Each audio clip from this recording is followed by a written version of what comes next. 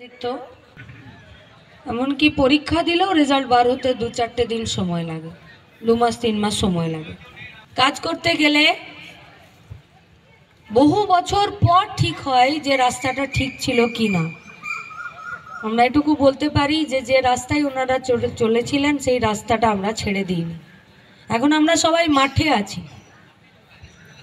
ওরাও খেলার জন্য অধীর আগ্রহে আছে। ওদের সবার আমাদের কথার প্রতি অতটা মনোযোগ নেই, স্বাভাবিক। কেন? কারণ ওরা এই মাঠে খেলতে এসেছে। মাঠে কেন খেলতে এসেছে?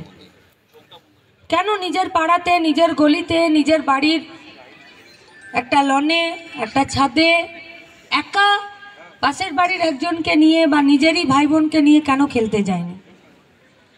কারণ মাঠ যত বড় হয় খেলাটা তত ফেয়ার হয়। আর মাঠ যখন কাউকে খেলতে দেয় তখন মাঠ প্রত্যেককে ফেয়ার চান্স দেয়। আমরা তো তার বাইরে কিছু চাইছি না। আমরা এই গোটা পৃথিবী, গোটা দেশ, গোটা রাজ্য, গোটা হাওড়ার বুকে আমরা যারা কাজ চাইছি, যারা বড় হতে চাইছি, যারা শিক্ষা চাইছি, যারা মানুষের মতন মানুষ হয়ে বেঁচে থাকতে চাইছি, আমরা ফেয়ার চান্স চাইছি। এর বেশি তো কেউ কিচ্ছু চাইনি। তাহলে ফেয়ার চান্স চাইতে হচ্ছে কেন? এই মাঠ তো কখনো দুটো ক্রিকেট টিমের মধ্যে কোথাও কোনো রকম দ্বিচারিতা করবে না।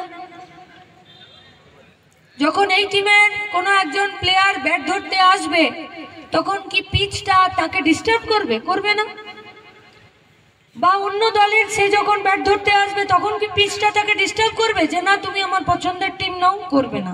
কারণ মাঠের বৈশিষ্ট্যটাই তাই যে সবাইকে ফেয়ার চান্স দেয়।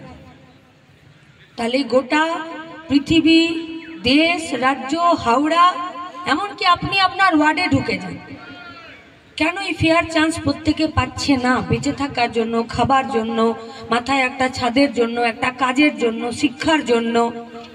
আর এই ফেয়ার চান্সের কাব্য কথায়, বইয়ের কথাতে, সংবিধানের পাতাতে এর নাম হলো সমান অধিকার।